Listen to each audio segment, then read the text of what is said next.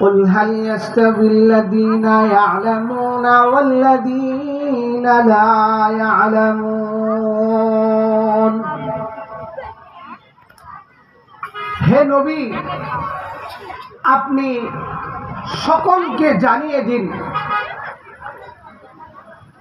সমগ্র মানব জাতিকে জানিয়ে দিন, যারা ইলমে দ্বীনকে জানে, যারা কোরআনের জ্ঞান জানে আর যারা কোরআনের জ্ঞানকে জানে না, তারা কি সমান হতে পারে?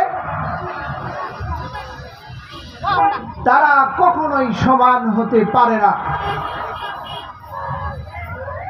এই আয়াতের মধ্যে আল্লাহ রাব্বুল আলামিন মানব জাতিকে একটি মেসেজ দিচ্ছেন, ও মানব জাতি, যারা কোরআনের জ্ঞান জানে আর যারা জানে না, তারা কখনো সমান হতে পারে না।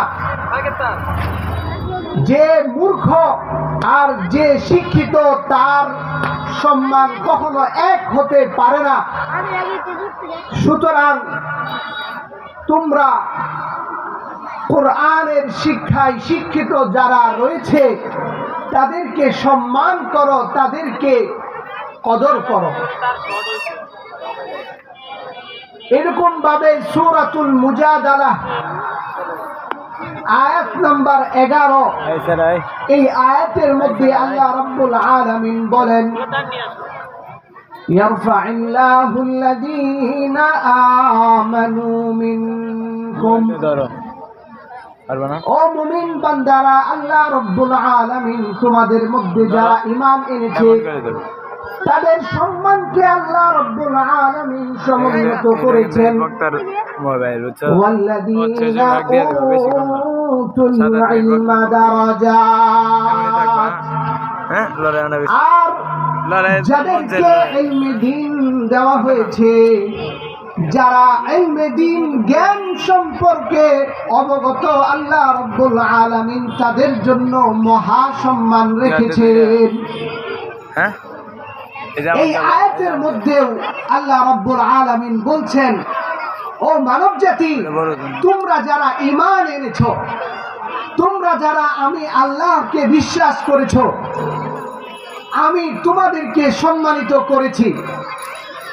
সম্মানের একটি উদাহরণ হলো এই, কোন মুমিন সে যদি আল্লাহ রাব্বুল আলামিনকে বিশ্বাস করে সে মরতে পারে, সে সারা জীবনের জন্য জাহান্নামে থাকবে না। সুবহানাল্লাহ। কিন্তু কাফের সে যতই ভালো কাজ করুক না কেন, সে অনেক ভালো কাজ করে কিন্তু সে ঈমান আনেনি, তাহলে সে কশিনকালেও কোনোদিনও সে জান্নাতে প্রবেশ করতে পারবে না। যারা ঈমান এনেছে আল্লাহ রাব্বুল আলামিন তাদেরকে সম্মানিত করেছেন। সম্মানটা হচ্ছে এই যে মুমিন সে যদি একদিনও আল্লাহ রাব্বুল আলামিনকে বলে থাকে, আল্লাহ তুমি আমার রব, এই বিশ্বাসের উপর সে মৃত্যুবরণ করে, সে যতই গুনাহ করুক না কেন, আল্লাহ রাব্বুল আলামিন একদিন না একদিন তাকে ক্ষমা করে জান্নাত দিয়ে দিবেন।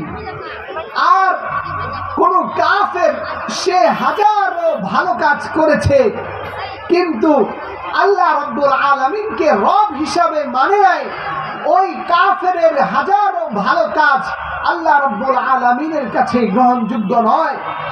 আল্লাহ রাব্বুল আলামিন তাকে কখনোই জান্নাত দিবেন না। এক নম্বর হলো যারা ঈমান এনেছে তাদেরকে আল্লাহ রাব্বুল আলামিন সম্মানিত করেছেন। দুই নম্বর, যারা ঈমান এনেছে, ঈমান আনার পর যারা ইলমে দ্বীনকে শিক্ষা করেছে, আল্লাহ রাব্বুল আলামিন তাদেরকে অনেক সম্মানে সম্মানিত করেছেন। সুবহানাল্লাহ। সম্মানিত হাজিরিন, কোরআনের মধ্যে সূরাতু বনি ইসরাঈলের পরে একটা সূরা আছে, সেই সূরার নাম কি? সূরাতুল কাহফ। সূরাতুল কাহফের মধ্যে আল্লাহ রাব্বুল আলামিন হযরতে মূসা আলাইহিস সালাতু ওয়াস সালাম এবং হযরতে খাজির আলাইহিস সালাতু ওয়াস সালামের একটা ঘটনা বর্ণনা করেছেন। আমরা হযরতে মূসা আলাইহিস সালাতু ওয়াস সালামের নাম কে কে শুনেছি? হাত তুলে দেখাই।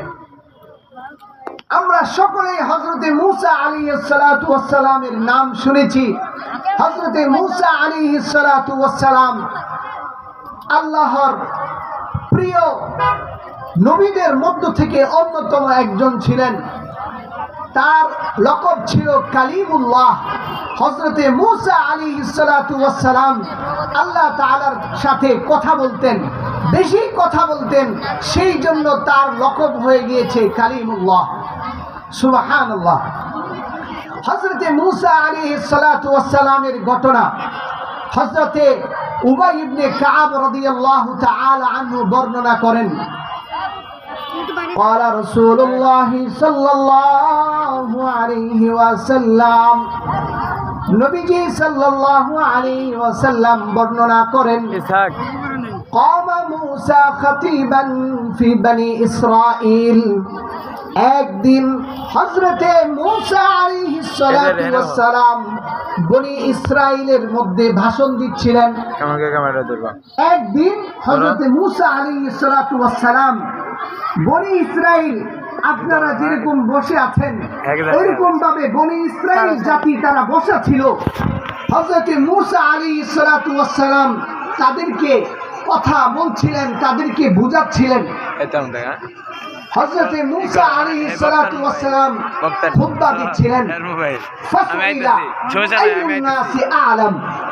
তখন কোন এক ব্যক্তি জিজ্ঞেস করলো, ও মূসা, দুনিয়ার মধ্যে সবচেয়ে জ্ঞানী ব্যক্তিকে আমি জানতে চাই। কে জিজ্ঞেস করেছে? দুনিয়ার মধ্যে সবচেয়ে জ্ঞানী ব্যক্তিকে মূসা আমি আপনার কাছে জানতে চাই, আপনি আমাদেরকে বলবেন। হযরতে মূসা আলাইহিস সালাতু ওয়াস সালাম বললেন, আনা। হযরতে মূসা আলাইহিস সালাতু ওয়াস সালাম বললেন, দুনিয়ার মধ্যে সবচেয়ে জ্ঞানী ব্যক্তি হলো আমি। হযরতে মূসা আলাইহিস সালাতু ওয়াস সালাম যখন এই কথা বললেন, আল্লাহ রাব্বুল আলামিনের কাছে হযরতে মূসা আলাইহিস সালাতু ওয়াস সালামের কথা পছন্দ হয়নি। কারণ হযরতে মূসা আলাইহিস সালাতু ওয়াস সালামের চাইতেও সবচেয়ে জ্ঞানী কে? আল্লাহ। পৃথিবীতে যদি কোনো জ্ঞানী থাকতে পারে তাহলে ওই জ্ঞানীর নাম কি? আল্লাহ। আল্লাহ তাআলার চাইতে আর কোনো জ্ঞানী ব্যক্তি কি দুনিয়াতে আছে? অতীতে ছিল, ভবিষ্যতে আসবে? আসবে না। হযরতে মূসা আলাইহিস সালাতু ওয়াস সালাম, এই ঘটনাটা অনেক চমৎকার একটি ঘটনা, মনোযোগ দিয়ে শুনবেন। হযরতে মূসা আলাইহিস সালাতু ওয়াস সালাম বললেন যে আমি সবচেয়ে জ্ঞানী। তখন আল্লাহ রাব্বুল আলামিন হযরতে মূসা আলাইহিস সালাতু ওয়াস সালামের কাছে অনুপ্রেরণ করলেন, ও মূসা, আমার একটা বান্দা রয়েছে, যেই বান্দা তোমার চাইতেও বেশি জ্ঞানী। হযরতে মূসা আলাইহিস সালাতু ওয়াস সালাম আল্লাহ রাব্বুল আলামিনের এই জবাব শুনে আশ্চর্যান্বিত হয়ে গেলেন, হতবাক হয়ে গেলেন।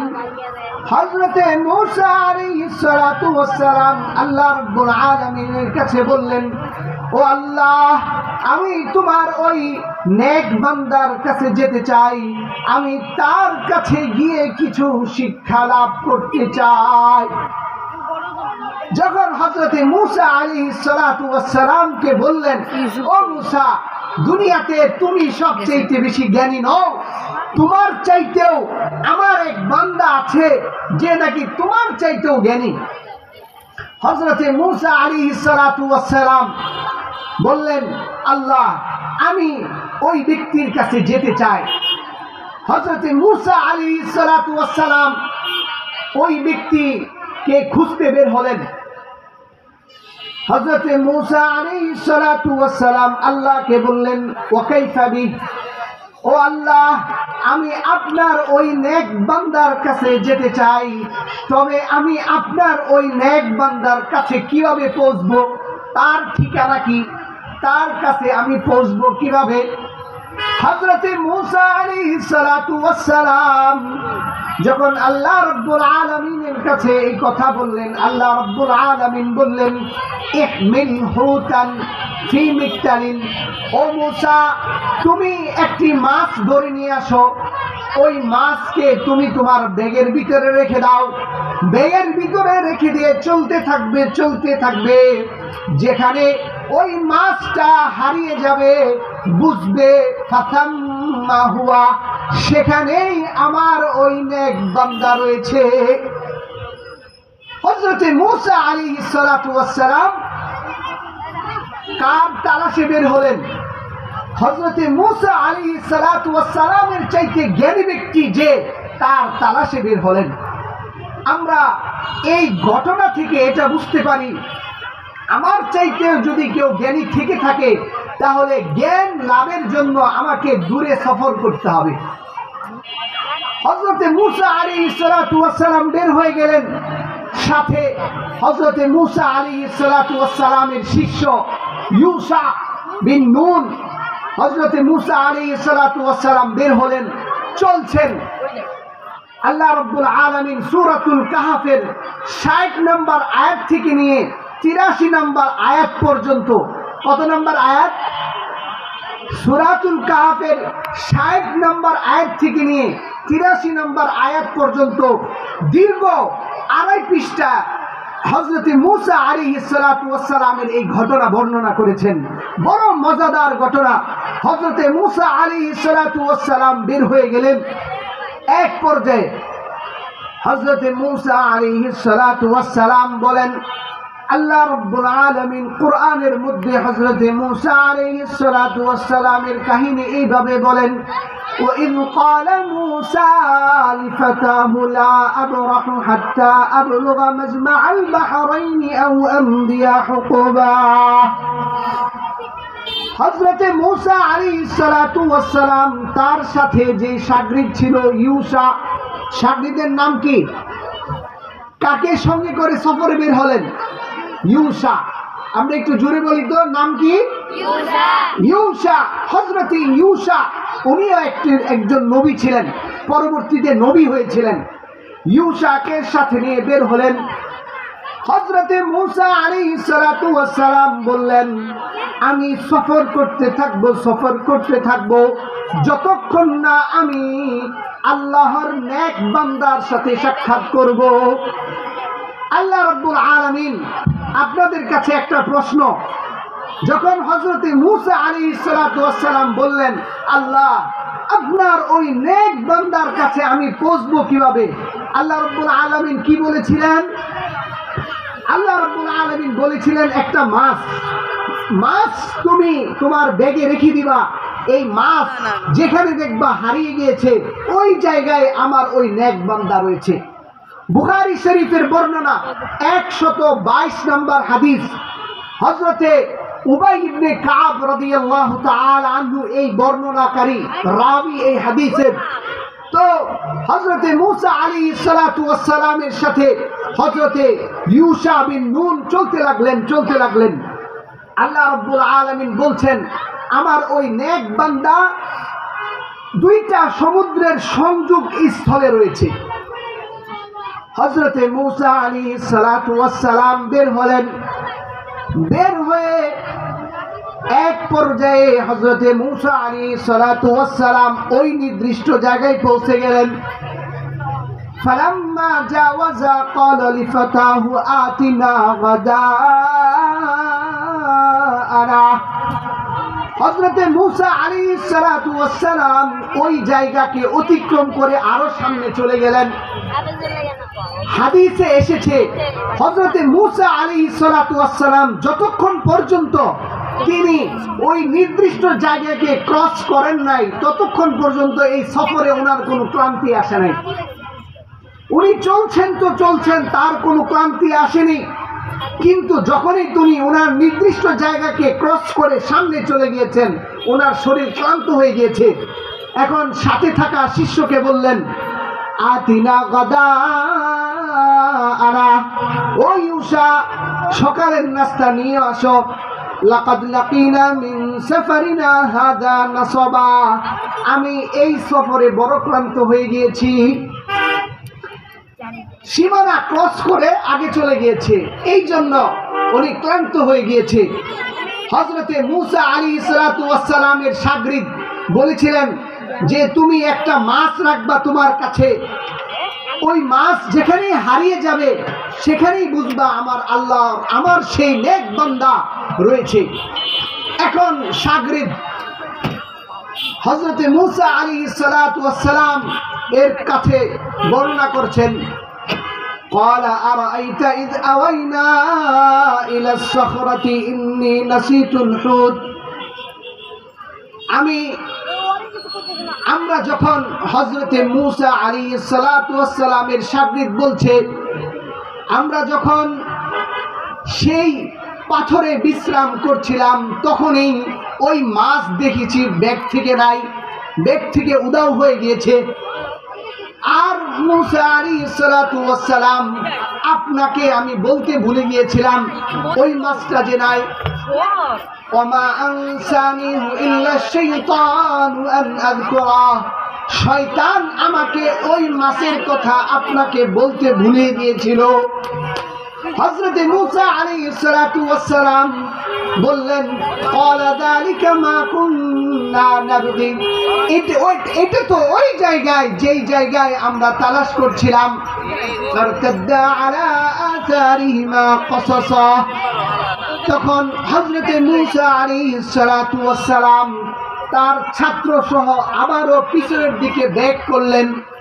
ব্যাক করতে করতে এসে যান ওই নির্দিষ্ট জায়গায়, এসে দেখেন ফাওয়াজাদা আবদান মিন ইবাদিনা আতাইনাহু রাহমাতান মিন ইনদিনা ওয়া আল্লামনাহু মিন লাদুন্না ইলমা। হযরতে মূসা আলাইহিস সালাতু ওয়াস সালাম ওই জায়গায় এসে দেখেন একজন ওই নেক বান্দা বসা। তো আল্লাহ রাব্বুল আলামিনের ওই নেক বান্দা বসা, হাদিস শরীফে এসেছে ওই নেক বান্দা চাদরে আবৃত ছিলেন, চাদর দিয়ে ঢাকা ছিলেন, বসা ছিলেন। হযরতে মূসা আলাইহিস সালাতু ওয়াস সালাম ওই নেক বান্দাকে ফাসাল্লামা আলাইহি, হযরতে মূসা আলাইহিস সালাতু ওয়াস সালাম সালাম দিলেন। সালাম দেওয়ার পর হযরতে খাজির আলাইহিস সালাতু ওয়াস সালাম, হযরতে খাজির সে বলল, এখানে আবার সালাম কোথা থেকে আসলো?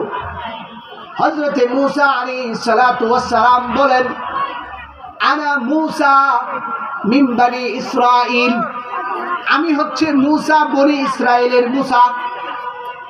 হযরতে মূসা আলাইহিস সালাতু ওয়াস সালামের কাছে এই কথা শুনে হযরতে খাজির আলাইহিস সালাতু ওয়াস সালাম বললেন, কেন এসেছো আমার কাছে মূসা, তুমি কেন এসেছো? হযরতে মূসা আলাইহিস সালাতু ওয়াস সালাম বললেন, ও খাজির, আমি আপনার কাছে এসেছি, আল্লাহ রাব্বুল আলামিন আপনার কাছে আমাকে পাঠিয়েছেন, আমি কি আপনার কাছে কিছু শিখতে পারি? হাল আত্তাবিউকা আলা আন তুআল্লিমানি মিম্মা উল্লিমতা রুশদা, ও খাজির, আমি কি আপনার অনুসরণ করতে পারি এই শর্তে যে আপনি আমাকে কিছু শিখাবেন? তখন খাজির বলল, ইন্নাকা লান তাস্তাতিয়া মাইয়া সাবরা, ও মূসা, আপনি আমার সাথে ধৈর্য ধারণ করতে পারবেন না। মূসা, আপনি আমার সাথে ধৈর্য ধারণ করতে পারবেন না, সুতরাং আপনি আমার কাছে শেখার কোনো দরকার নাই। হযরতে মূসা আলাইহিস সালাতু ওয়াস সালাম বলেন, সাতাজিদুনি ইনশাআল্লাহু সাবিরা, ও খাজির, আপনি আমাকে অবশ্যই অবশ্যই ধৈর্যশীল অর্থাৎ ধৈর্য ধারণকারীদের অন্তর্ভুক্ত পাবেন। ওয়ালা আসি লাকা আমরা, হযরতে খাজির কিন্তু বলেছে নিশ্চয় মূসা আপনি আমার সাথে চলে ধৈর্য ধারণ করতে পারবেন না।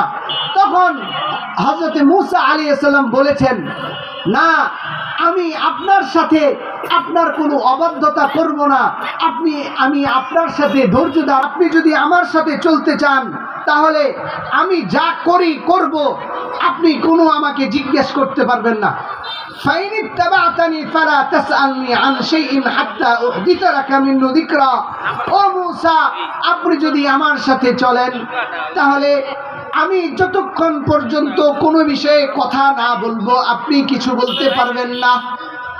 হযরতে খাজির আলাইহিস সালাতু ওয়াস সালামের প্রস্তাবে হযরতে মূসা আলাইহিস সালাতু ওয়াস সালাম রাজি হয়ে গেলেন। ফান্তালাকা, তারা দুইজনেই চলতে লাগলেন সমুদ্রের পাশ দিয়ে। হাত্তা ইযা রাকিবা ফিস সাফিনাতি খারাকাহা قال أخرقتها لتغرق أهلها لقد جئت شيئا إمرا। হযরতে মূসা আলাইহিস সালাতু ওয়াস সালাম আর খাজির আলাইহিস সালাতু ওয়াস সালাম চলতে শুরু করলেন। এক পর্যায়ে তারা একটা নৌকায় উঠে পড়লেন। নৌকায় উঠে পড়ার পর হযরতে খাজির ওই নৌকার একটি কাঠ উপড়ে ফেললেন। এখন নৌকার যখন কাঠ উঠিয়ে ফেলা হয় তখন কি নৌকা আর ভেসে থাকবে না ডুবে যাবে? হযরতে মূসা আলাইহিস সালাতু ওয়াস সালাম বললেন, লাকাদ জিতা শাইআন ইমরা, আপনি তো একটা মন্দ কাজ করেছেন। কাকে বলছেন? হযরতে খাজির আলাইহিস সালাতু ওয়াস সালামকে। খাজির, আপনি তো একটা মন্দ কাজ করেছেন। তখন হযরতে খাজির বললেন, মূসা, আমি তো আপনাকে বলেছিলাম আমার সাথে আপনি ধৈর্য ধারণ করতে পারবেন না।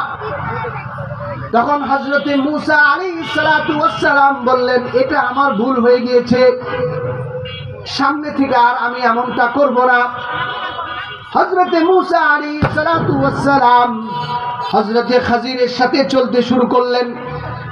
ফান্তালাকা হাত্তা ইযা লাকিয়া গুলামান ফাকাতালাহু, চলতে লাগলেন। চলতে চলতে একটি ছেলেকে দেখা পেল। একটি ছেলের দেখা পাওয়ার পর ওই ছেলেটা কয়েকটা বাচ্চার সাথে খেলতেছিল। ওই ছেলেটাকে হযরতে খাজির আলাইহিস সালাতু ওয়াস সালাম তার মাথা থেকে তার শরীরকে আলাদা করে দিলেন। হযরতে খাজির ওই ছেলেটাকে ধরে তার মাথাকে তার শরীর থেকে আলাদা করে দিলেন। এখন মাদ্রাসার ছাত্র ভাইরা, তোমরা খুব এলেবেলে করতেছো। যারা স্বেচ্ছাসেবক, যাদের ভলেন্টিয়ারের দায়িত্ব দেওয়া হয়েছে, তারা বললে এই তোমরা বসো না কেন? মেহেরবানি করে সকল ছাত্র এবং যারা প্যান্ডেলের পাশে যারা দাঁড়িয়ে আছেন কথা বলেন, মেহেরবানি করে একরামের সাথে তাদেরকে বসিয়ে দেন। এটা আপনাদের দায়িত্ব। কথা চলছিল হযরতে মূসা আলাইহিস সালাতু ওয়াস সালামের সাথে সফরকালীন।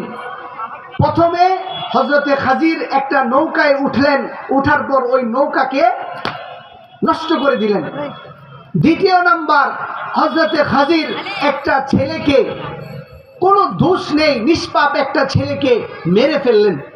হযরতে মূসা আলাইহিস সালাতু ওয়াস সালামের আর ধৈর্য কুলাচ্ছে না। হযরতে মূসা আলাইহিস সালাতু ওয়াস সালাম বলে ফেললেন, লাকাদ জিতা শাইআন নুকরা, আপনি তো বড়ই মারাত্মক একটা অপরাধ করেছেন। তখন খাজির আলাইহিস সালাতু ওয়াস সালাম বললেন, قال ألم أقل لك لن تستطيع إنك لن تستطيع معي صبرا। ও মূসা, আমি কি আপনাকে বলি নাই আপনি আমার সাথে ধৈর্য ধারণ করতে পারবেন না? কয়বার ভুল করলো হযরতে মূসা আলাইহিস সালাতু ওয়াস সালাম? দুইবার। তিনি হযরতে মূসা আলাইহিস সালাতু ওয়াস সালাম হযরতে খাজিরকে দুইবার তিনি কথা বলেছেন। দুইবার তিনার হযরতে খাজির আলাইহিস সালাতু ওয়াস সালামের সাথে যে ওয়াদা ছিল ওই ওয়াদা ভঙ্গ হয়েছে। এখন হযরতে মূসা আলাইহিস সালাতু ওয়াস সালাম বলেন, ইন সাআলতুকা আন শাইইন বা'দাহা ফালা তুসাহিবনি, এরপরে যদি আমি আবার আপনার সাথে এমন করি তাহলে আমাকে আর আপনার সাথে রাখেন না। قد بلغت من لدني عذرا, আমার পক্ষ থেকে উযর আপত্তির সর্বোচ্চ সীমায় পৌঁছে গিয়েছি। তৃতীয় নাম্বার সফর আবার শুরু হলো।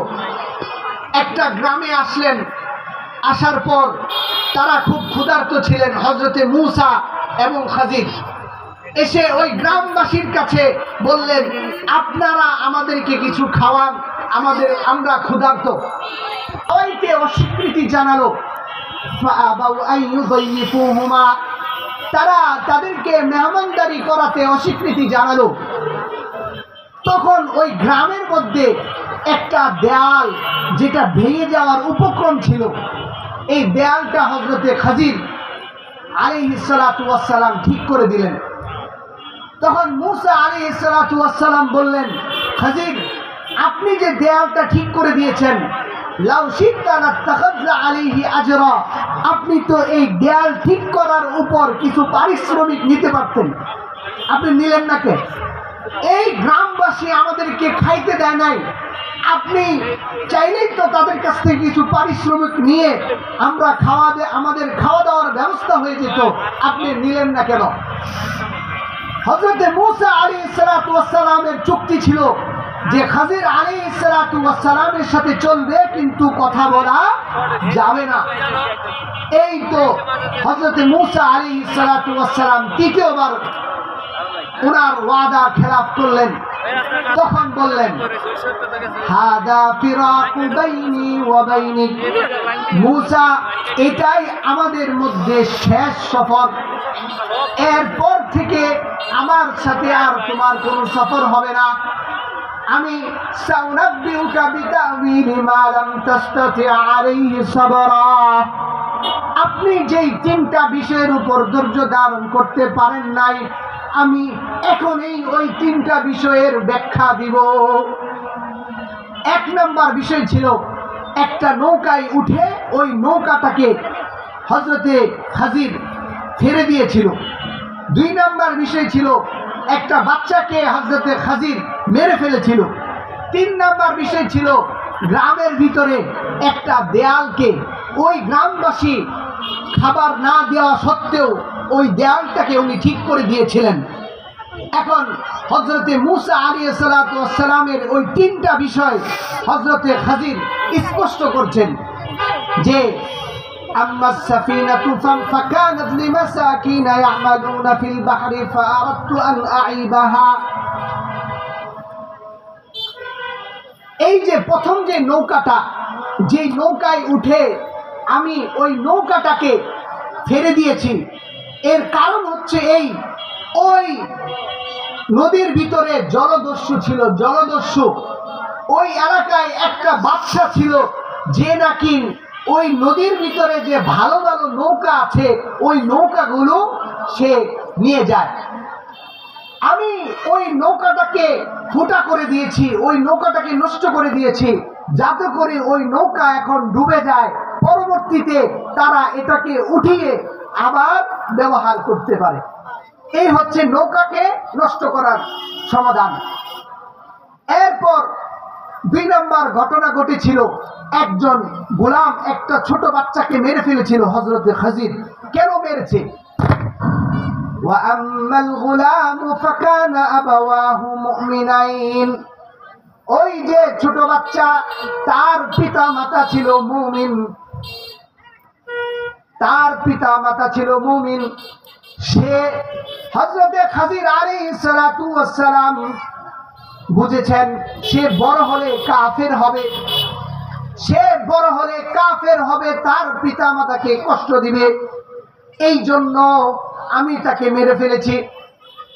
আর আমি ইচ্ছা করেছি, আল্লাহ রাব্বুল আলামিন আমার মাধ্যমে এই বিষয়টা স্পষ্ট করে দিয়েছেন, فأراد ربك أن يبلغا أشدهما ويستخرجا كنزهما, আল্লাহ রাব্বুল আলামিন ইচ্ছা করেছেন যে এই সন্তানের পরিবর্তে আল্লাহ রাব্বুল আলামিন ওই মা বাবাকে আরেকটা সন্তান দিবেন, যে সন্তান নাকি এই সন্তানের চাইতে ভালো হবে। মুফাসসিরিনে কেরাম লিখেছে, যেই সন্তানকে মেরে ফেলা হয়েছিল যে সন্তানকে মেরে ফেলা হয়েছিল, ওই সন্তান এর পরিবর্তে আল্লাহ রাব্বুল আলামিন তার মায়ের গর্ভে একটা মেয়ে সন্তান দান করেছিলেন। ওই মেয়ে সন্তানের গর্ভ থেকে কেউ কেউ বলেছেন 9 জন নবী হয়েছে, কেউ কেউ বলেছেন 11 জন নবী হয়েছে। সুবহানাল্লাহ।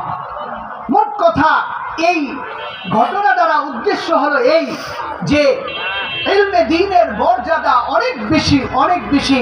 এই জন্যই তো একজন নবীকে আল্লাহ রাব্বুল আলামিন একজন বান্দার পিছনে, বান্দার কাছ থেকে শিখতে বলেছেন। শেষ হাদিস, আবু দাউদ শরীফের বর্ণনা 3641 নম্বর হাদিস। এই হাদিসের মধ্যে আল্লাহ রাব্বুল আলামিন হযরত রাসূল সাল্লাল্লাহু আলাইহি ওয়াসাল্লামের জবানে এনেছেন, سمعت رسول الله صلى الله عليه وسلم يقول, আমি রাসূল সাল্লাল্লাহু আলাইহি ওয়াসাল্লাম কে বলতে শুনেছি। হযরত আবু দারদা রাদিয়াল্লাহু তাআলা আনহু বর্ণনা করেন যে রাসূল সাল্লাল্লাহু আলাইহি ওয়াসাল্লাম বলেন, من سلك طريقا يطلب فيه علما سهل الله به طريقا إلى الجنة। যেই ব্যক্তি ইলমে দ্বীন অর্জন করার জন্য বের হবে, আল্লাহ রাব্বুল আলামিন তার জন্য জান্নাতের রাস্তাকে সহজ করে দিবেন। এই যে আমার সামনে তালিবুল ইলম ছাত্র ভাইরা, এরা আল্লাহর রাস্তায় রয়েছে। এদের মধ্য থেকে কেউ যদি মরেও যায়, কথার কথা আল্লাহ রাব্বুল আলামিন সাথে সাথে তাকে জান্নাত দান করবেন। وَإِنَّ الْمَلَائِكَةَ لَتَضَعُ أَجْنِحَتَهَا رِضًا لِطَالِبِ الْعِلْمِ। আর ফেরেশতারা একজন তালিবুল ইলমের সন্তুষ্টির জন্য, একজন তালিবুল ইলমের সম্মানার্থে ফেরেশতারা তাদের পর তাদের পায়ের নিচে বিছিয়ে দেয়। এই যে আমার ছোট কচি কাঁচা বাচ্চারা, এদের পায়ের নিচে ফেরেশতারা তাদের পর বিছিয়ে দেয়। এই হচ্ছে একজন তালিবুল ইলমের মর্যাদা। হাদিসে আরো এসেছে, وَإِنَّ الْعَالِمَ لَيَسْتَغْفِرُ لَهُ مَنْ فِي السَّمَاوَاتِ وَمَنْ فِي الْأَرْضِ। একজন আলেম, তার জন্য দুনিয়ার ভিতরে যা কিছু রয়েছে, দুনিয়ার ভিতরে যত প্রাণী রয়েছে, যত গাছপালা রয়েছে, একজন আলেমের রহমতের দোয়া করে। দুনিয়ার ভিতরে যত কিছু রয়েছে, এই গাছ, এই বাতাস, আগুন, পানি, যা কিছু রয়েছে, একজন আলেমের জন্য তারা রহমতের দোয়া করে।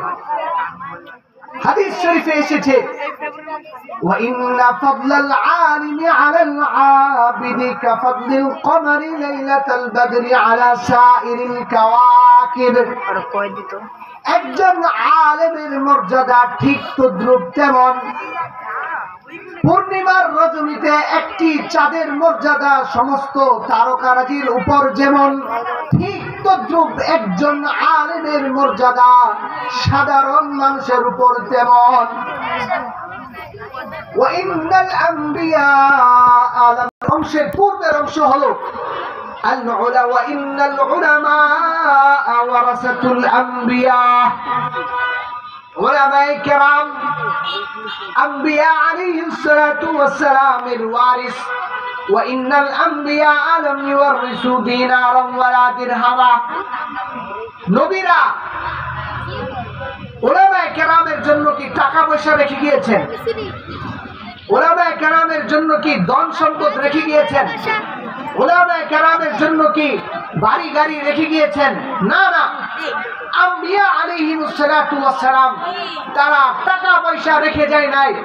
তাদের ওয়ারিস উলামায়ে কেরাম হচ্ছে আম্বিয়া আলাইহিমুস সালাতু ওয়াস সালামের ওয়ারিস। আমরা বললে তো আমরা আমাদের সন্তান সন্ততির জন্য জায়গা জমি রেখে যাই, টাকা পয়সা রেখে যায়, কিন্তু আম্বিয়া আলাইহিমুস সালাতু ওয়াস সালাম উলামায়ে কেরামের জন্য কি রেখে গিয়েছেন? উলামায়ে কেরামের জন্য রেখে গিয়েছেন ইলম। উলামায়ে কেরামের জন্য রেখে গিয়েছেন ইলম।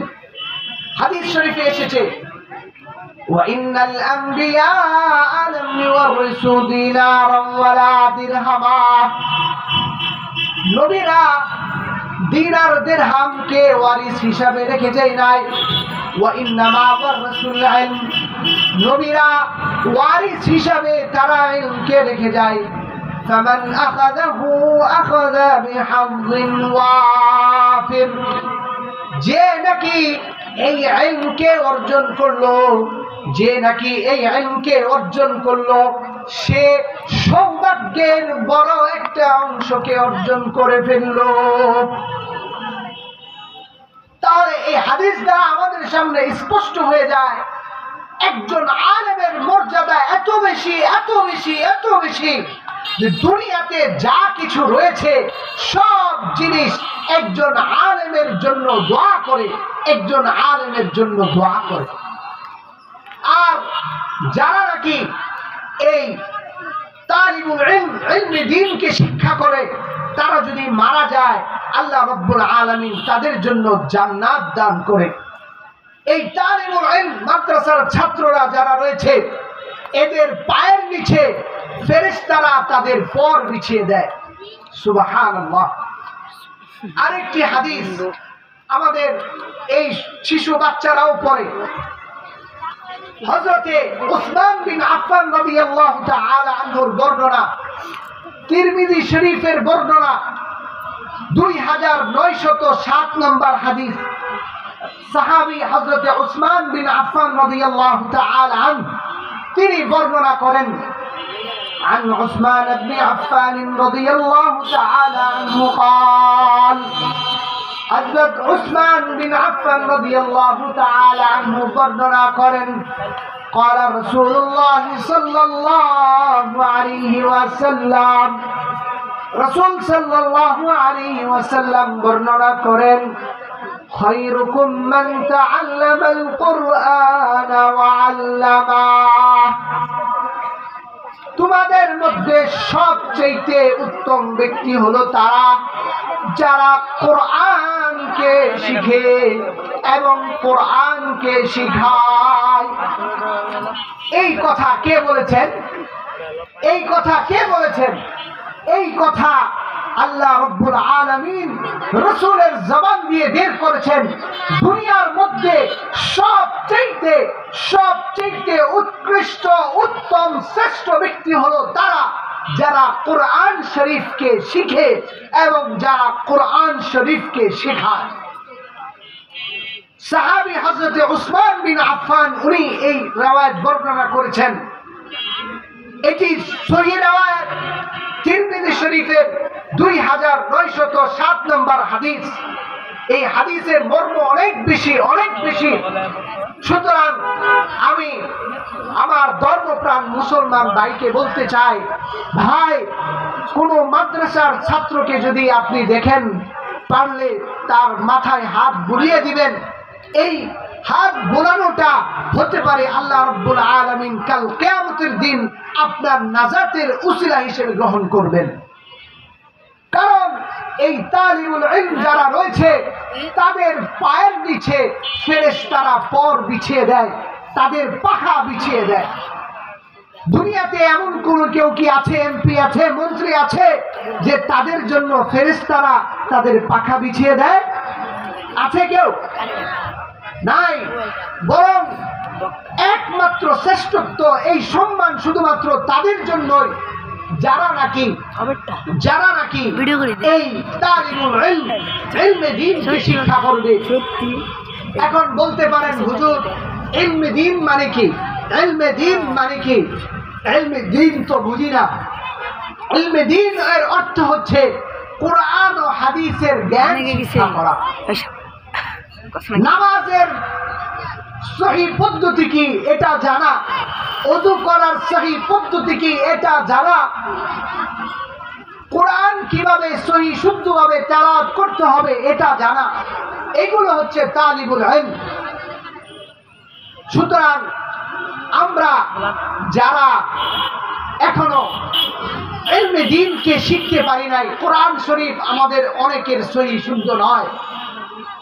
এই হাদিস শুধু মাদ্রাসার ছাত্রদের জন্য নয়, এই হাদিস আমার বুড়ো যে মা রয়েছে, দাদি রয়েছে, তাদের জন্য, আমার দাড়ি পাকা যে চাচা রয়েছে তার জন্য, আমার স্কুলের পড়ুয়া যে যুবক ভাই রয়েছে, এই হাদিসও তার জন্য। কেউ যদি, আমরা মসজিদে অনেক সময় দেখা যায় যে নামাজের পরে আমরা সূরা শিখি, ইমাম সাহেব নামাজের পরে সূরা শিখায়, আসেন আলম তারা সূরাটা শিখে নেই, আসেন লিলাফি কুরাইশ সূরাটা শিখে নেই।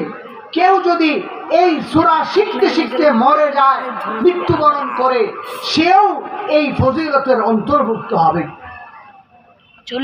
আল্লাহ রাব্বুল আলামিন আমাদের সকলকে দ্বীনে ইলমের গুরুত্ব এবং তাৎপর্য বুঝার তৌফিক দান করেন। শুধু এখন আমরা অনেকেই অনেক কিছু শিখি, কিন্তু একটা জিনিস আমরা শিখি না, সেটা হচ্ছে ইলমে দ্বীন। আমরা আমাদের সন্তানকে ইংলিশ মিডিয়ামে পড়াইতে অনেক ইচ্ছুক, কলেজ ইউনিভার্সিটিতে পড়াইতে অনেক ইচ্ছুক, কিন্তু মাদ্রাসায় দিতে গেলে হুজুর চিন্তা ভাবনা করতে হবে। কেন ভাই চিন্তা ভাবনা কেন করতে হবে? এই সন্তান এই কিয়ামতের দিন আপনাকে জাহান্নামে নিয়ে যাবে। আপনি যদি সন্তানকে ঠিক মতো কোরআন ও হাদিসের শিক্ষা না দেন, আপনি তো মা বাপ, আপনি তো তার গার্ডিয়ান, আপনি তার ক্ষমতাধর ব্যক্তি, তার উপর আপনার উচিত হলো তাকে ইলমে দ্বীনকে শিক্ষা দেওয়া। আমরা সকলেই আজানের জবাব দিই। আলেমের মর্যাদা কত, একজন তালিবুল ইলমের মর্যাদা কত হতে পারে? আমি হাদিসের আলোকে আবু দাউদ শরীফের 3641 নম্বর হাদিস আপনাদের সামনে উপস্থাপন করেছি। এই হাদিসের মধ্যে রাসূল সাল্লাল্লাহু আলাইহি ওয়াসাল্লাম বলেছেন, একজন তালিবুল ইলমের মর্যাদা হলো এত বেশি যে এই তালিবুল ইলমের সম্মানে ফেরেশতারা তাদের পায়ের নিচে তাদের পর বিছিয়ে দেয়। একজন আলেমের জন্য দুনিয়াতে যা কিছু রয়েছে সব কিছু একজন আলেমের জন্য ইস্তিগফারের দোয়া করে। হাত্তাল হিতান ফি জাওফিল মা, এমনকি সমুদ্রের গভীরে থাকা যে মাছগুলো রয়েছে, এই মাছগুলো, কীট পতঙ্গগুলো আলেমের জন্য রহমতের দোয়া করে। সুতরাং আমাদেরকে আলেমদেরকে অবশ্যই সম্মান করতে হবে। আমাদের সমাজে কিছু মানুষ রয়েছে যারা আলেম দেখলে যাদের ভালো লাগে না, তালিবুল ইলম মাদ্রাসার ছাত্র দেখলে তাদের ভালো লাগে না। তারা ভাবে এরা তো মূর্খ, এরা তো কিছুই বুঝে না। তারা তালিবুল ইলম মাদ্রাসার ছাত্র দেখে মাঝে মাঝে আফসোসের সহিত বলে, এদের ভবিষ্যৎ কি হবে? আমি ওই সমস্ত ভাইদেরকে বলতে চাই, ভাই, তালিবুল ইলমের ভবিষ্যৎ কি হবে আল্লাহ রাব্বুল আলামিন সুস্পষ্ট ভাষায় কোরআনের মধ্যে, হাদিসের মধ্যে বলেছেন, কিন্তু আপনার ভবিষ্যৎ কি হবে এর ঠিকানা কিন্তু নাই। সুতরাং তালিবুল ইলম এবং আলেম ওলামাদেরকে আপনাকে সম্মান করতে হবে। আপনি যদি আলেমকে সম্মান না করেন, তাহলে রাসূলের একটি বাণী শুনে রাখুন, মান লাম ইয়ারহাম সগীরানা ওয়া লাম ইউআক্কির কাবীরানা ওয়া ফি রিওয়ায়াতিন ওয়া লাম ইউআযযিম আলিমানা ফালাইসা মিন্না। যে নাকি আলেমকে সম্মান করবে না, সে রাসূলের উম্মতের অন্তর্ভুক্ত হবে না। সুতরাং আমাদেরকে আলেমকে সম্মান করতে হবে। তালিবুল ইলম মাদ্রাসার ছাত্র রয়েছে যারা, তাদেরকে সম্মান করতে হবে। আমরা যদি মাদ্রাসাকে সম্মান করি, মাদ্রাসার ছাত্রদেরকে সম্মান করি, তাহলে আমাদের জীবন হবে আনন্দের। আর আমরা যদি আলেমকে অসম্মান করি, আলেমকে কুৎসা বর্ণনা করি, তাহলে আমার ভবিষ্যৎ ভালো হবে না।